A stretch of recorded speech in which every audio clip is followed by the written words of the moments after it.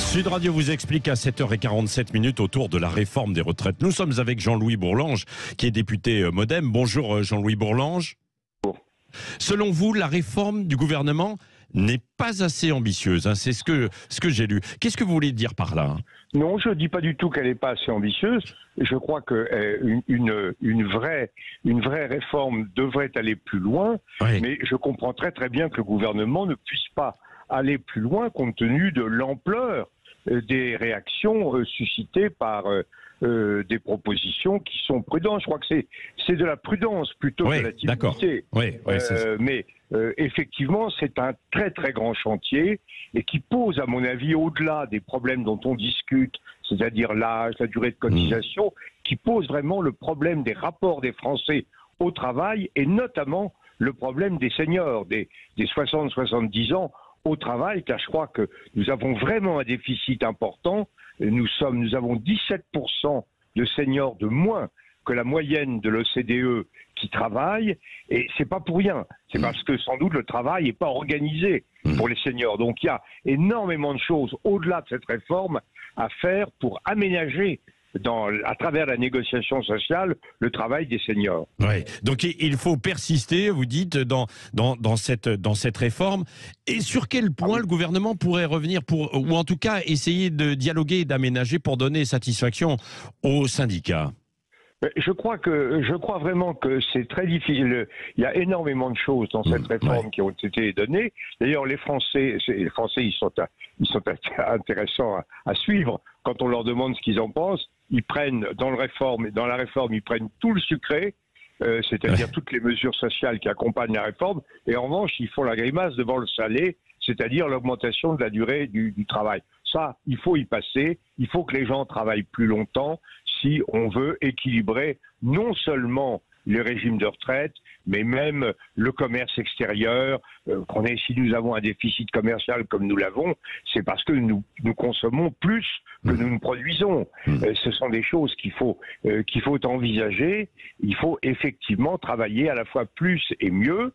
Et là, ça doit être fait. Donc ce que je souhaiterais, c'est que cette réforme soit un point de départ vers une négociation entre tous les partenaires sociaux et l'État pour aller vraiment vers un enrichissement du travail, vers le fait que les gens cessent d'être en révolte contre le travail. Vous savez, le travail, en latin, c'est tribalium, ça veut dire c'est un instrument de supplice. Alors que tant que les Français verront le travail comme un instrument de supplice, on sera pas là où il faut être. Ouais. En fait, il faut réconcilier les Français avec la valeur travail, et ça implique des initiatives économiques et sociales. Oui, finalement, Jean-Louis Bourlanges, est-ce qu'il n'y a pas une équation impossible? C'est-à-dire que nous avions par exemple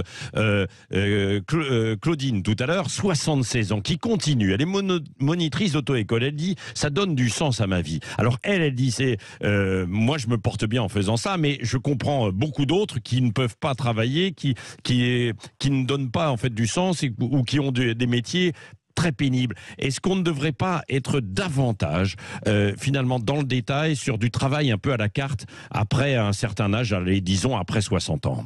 Non, mais il faut travailler au maximum de ce qui est possible, mais de ce qui est possible pour dans des conditions qui sont décentes. Ouais. Il y a 3 éléments. Il y a l'âge, parce que moi j'ai le même âge que la dame dont vous parlez, continue à être actif. Je ne sais pas si j'ai raison, mais je ne vais pas demander à tout le monde de travailler jusqu'à 76 ans. Non. Donc en principe, on dit que autour de 64 et 65 ans, il y a une borne d'âge au-delà duquel les gens sont moins en forme. Le deuxième critère, c'est la nature du travail. Ouais. Si vous êtes danseur à l'opéra, vous n'allez pas travailler au-delà de 40 ans ou de 45 ans. Ouais. Vous pouvez avoir une reconversion et faire autre chose, bien sûr. Si vous êtes comptable, vous pouvez regarder vos livres assez longtemps. Et puis il y a la nature il y a votre état de santé qui est aussi. Il y a des gens qui ont un rapport à la santé très différent. Donc il faut évidemment prendre tous ces éléments. C'est assez dur, ça demande des outils fins et quand on commence à mesurer tout ça, on tombe rapidement dans la technocratie, la bureaucratie incompréhensible. Donc il faut faire attention à rendre les choses à la fois humaine et compréhensible. Ouais. Mais c'est ça le boulot Ouais. du dialogue social. Ouais. Merci beaucoup, hein, Jean-Louis Bourlange. Évidemment, on poursuivra ce débat. Tiens, sur justement la pénibilité et l'emploi un peu des seniors. On y reviendra dans les vraies voix ce soir entre 19h et 20h également.